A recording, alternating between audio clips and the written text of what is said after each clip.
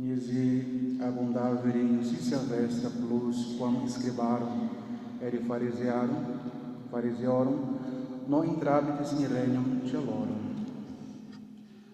Pelo sinal da Santa Cruz, celebramos Deus, nosso Senhor, os nossos inimigos.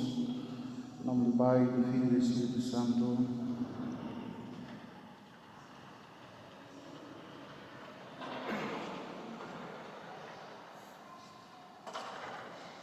Reverendíssimo Padre Ednei, caríssimos irmãos,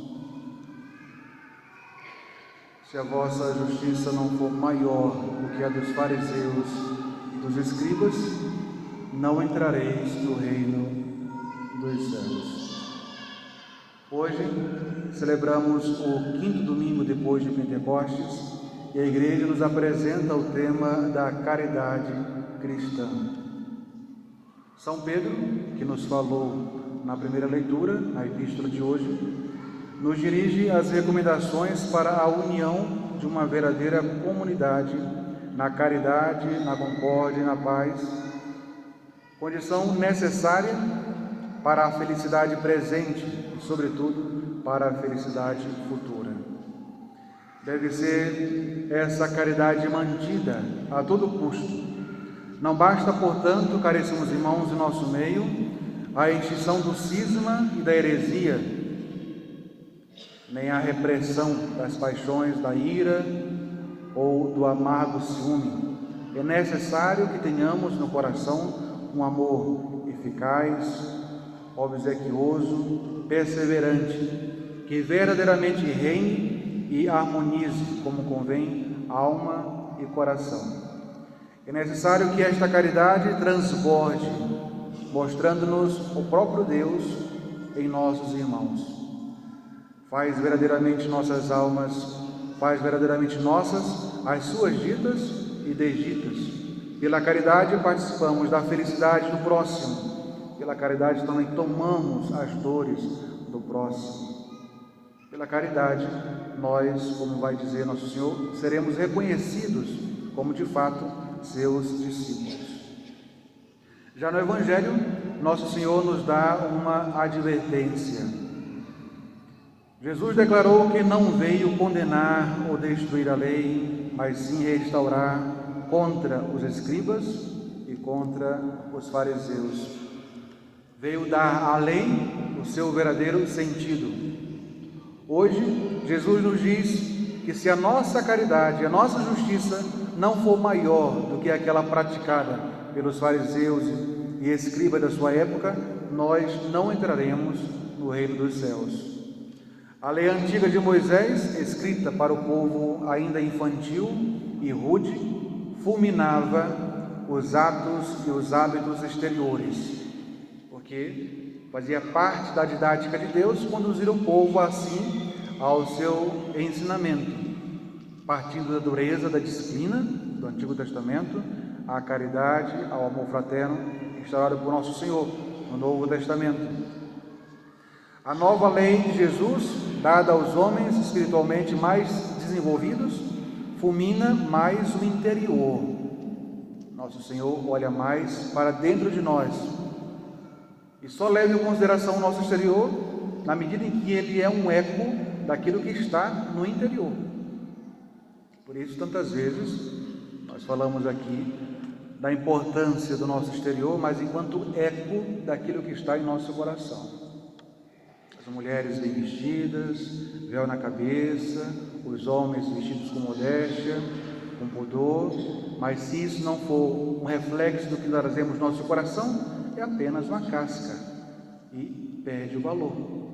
Por isso, devemos aproveitar as lições e advertências de nosso Senhor hoje no Evangelho, já que Ele olha mais para o nosso interior. Não basta cortar a erva daninha, é preciso arrancar do solo as recônditas raízes, aquelas raízes mais profundas que possam se regenerar. Por isso, Jesus fulmina o pecado na sua raiz, o orgulho. Hoje devemos fazer o nosso exame de consciência e nos perguntar como é que anda o nosso coração, a nossa consciência a respeito da caridade cristã. Observemos com humildade com atenção o nosso coração para descobrirmos quais são as suas qualidades. Será o nosso coração um coração malévolo, que é semelhante ao coração dos fariseus, o qual não faz o mal, evita até o mal, mas talvez deseje o mal, se não formulando esse pensamento na mente, mas ao menos aspirando secretamente no coração em relação ao próximo. Um coração que tem no fundo de si inveja sobretudo do bem alheio. Ou será o nosso coração um coração benévolo, semelhante ao coração humilde e manso de nosso Senhor, pronto a compadecer-se, aberto ao socorro generoso, ou ainda um coração indelicado, pronto a ter sentimentos talvez não malignos abertamente, mas guarda dentro de si uma frieza, uma aspereza, uma indiferença no que diz respeito à bondade cristã. Teremos nós esse coração malévolo, benévolo ou indelicado?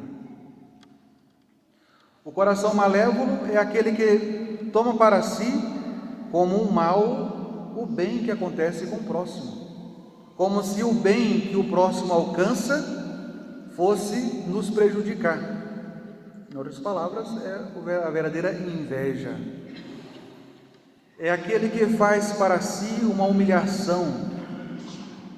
É aquele que, o coração malévolo, é aquele que imita perfeitamente Caim, que se ruía no coração por causa da bondade do sacrifício do seu irmão Abel, os quais eram mais agradáveis a Deus, talvez porque eram melhor figura daquilo que aconteceria no futuro. O coração malévolo é aquele coração que faz para si uma doença da saúde alheia.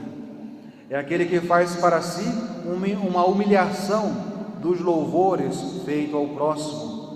Ele os sente como se fosse uma sombra à sua própria luz, que se encontra assim escurecidas, que cobre aos seus olhos as suas qualidades e quereria dissipá-los, revelando-lhes defeitos ocultos. É aquele quando alguém vem nos falar um bem que o próximo fez, e a pessoa às vezes até se segura, mas solta. Mas você sabia que ele fez tal coisa? Sabia que no passado ele já fez tal atitude?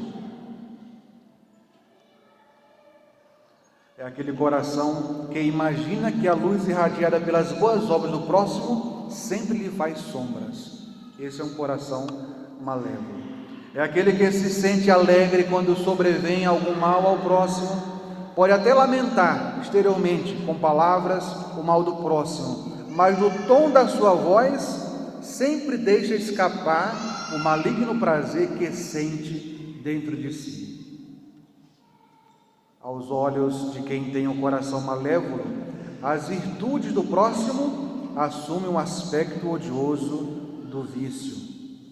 Se vê uma pessoa piedosa que frequenta a igreja e vive recolhida, trabalhando em sua casa, aos olhos do malévolo não passa de uma barata de igreja, que quer passar por uma pessoa santa. Se vê uma pessoa generosa, que dá vontade, que de boa vontade contribui com as obras da igreja, contribui e ajuda os pobres, ajuda nas missões, tudo isso aos olhos do malévolo é uma vaidade, só quer aparecer e aspira a algum cargo de honra que o padre pode lhe dar. Se vê uma pessoa prudente e reservada, para não ofuscar a boa fama de ninguém, logo a julga como alguém de duas caras. Já o coração indelicado é aquele que, sem querer envolvidos, sem que sejam envolvidos por tais sentimentos do malévolo, traz em si raízes desse mesmo coração malévolo. Entretanto, não tem respeito algum para com o próximo e os seus direitos. Essas pessoas pagam sempre as suas dívidas, é verdade, mas não têm escrúpulo de pagar sempre atrasado. É a pessoa que até liquida seus adiantamentos, infindos, a fatura do comerciante ou em reter consigo o pagamento dos seus funcionários até o próximo dia. Se ela pode arrastar até o último extremo do permitido, ela arrasta aquele pagamento. Só com muito custo ela solta e abre a mão e dá o que é devido ao próximo. Não pensam nos incômodos que causam, nas aflições que impõem, nas blasfêmias que fazem o próximo proferir, por causa do incômodo produzido a ele. Outros têm um instinto de honestidade e não roubam um centavo. Porém, se ao pagarem uma conta, o que não é muito raro, num supermercado, por exemplo, e percebem um erro do caixa em proveito de si, fica calado, não corrige, não devolve, deixa passar em silêncio, deixa de restituir o pequeno excesso que é conservado assim indevidamente e acaba roubando, pensando que a pessoa errou, o problema é dela. Você não fez nada, apenas veio e você reteve. Assim, sem remorsos, essas pessoas são capazes de repor em circulação moedas falsas, enganando os outros com a desculpa de também terem sido enganadas. Outros ainda não desviam nem retêm o salário dos seus funcionários, porém julgam-se administradores espertos quando conseguem fazer os seus funcionários trabalhar o máximo de tempo possível, pagando-lhes o menos possível, aproveitando-se das circunstâncias especiais para explorar o próximo. E isto, caríssimos irmãos, não é economia. No cristianismo, isso se chama injustiça. Há alguns que não maltratam os que dependem de si, mas não lhes dão uma palavra de correção, de amor, de elevação. Esquecem que poderiam fazer grande bem pela sua posição social, se tivessem a coragem de, com educação, com caridade, lembrar-lhes algum ponto da moral e da caridade cristã a todos aqueles que estão sujeitos a eles, sejam funcionários, sejam os filhos. E no tocante à esmola, não raro, quando se avista um pobre pelo caminho, passa-se direto. Quando não, volta a olhar para o outro lado, ou até troca de direção, passa para o outro lado da rua. Se vê um aviso na paróquia pedindo ajuda para as obras ou as necessidades da igreja e dos pobres, muitos são os que se fazem de cegos, de surdos, e ignoram simplesmente, pensando que aquilo é para os outros, nunca para si. O pedido de ajuda é para os outros, os que têm mais posses, mas nunca para ele. Como se aquela pessoa também não se beneficiasse da paróquia, do ministério dos padres, e também eles não fossem um dia julgados, não fossem ser julgados pela esmola dada e pela esmola omitida. Já o coração benévolo é aquele que tem por modelo o coração de nosso Senhor Jesus Cristo e o coração de Maria. O gesto daquela mulher piedosa que saiu ao encontro de Jesus, gotejando de suor, de sangue, e lhe enxugou o rosto adorável com o seu branco linho, nunca será esquecido. O que era, em tantas dores e sofrimento de Jesus, um simples enxugar de rosto? Nada. No entanto, esse gesto piedoso, simples, fez com que aquela mulher entrasse para a história. Até hoje ela é lembrada por um gesto simples.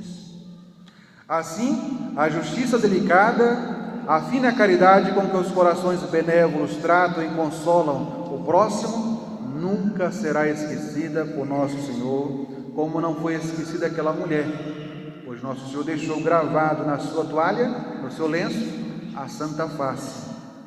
O cristão bem sabe que no seu próximo ainda está Jesus, não importa se o próximo é agradável, difícil, se é uma pessoa da qual nós gostamos ou alguém que nos custa muito suportar, sempre está ali Jesus. E assim, toda a delicadeza usada para com o nosso próximo, especialmente com o mais miserável dos homens, é Jesus que recebe a delicadeza que nós damos, a atenção que nós damos ou a falta dela.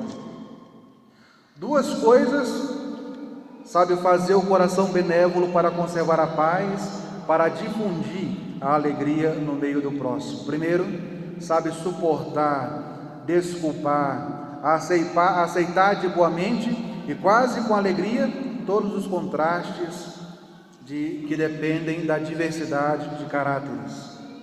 Só se fazendo assim é que é possível a concórdia entre as famílias, entre os amigos, entre os esposos, entre os conhecidos, os vizinhos. Segundo, além disso, sabe o coração benévolo suportar, acolher de bom grado, com indulgência, com afeto, os contrastes queridos pelo próximo, mesmo com alguma malícia dele, pois o coração benévolo vence o mal pelo bem, como ensina São Pedro. Caríssimos irmãos, aproveitemos as lições e a advertência que Nosso Senhor nos dá. Olhemos para o nosso coração e nos perguntemos que tipo de coração trazemos em nosso peito.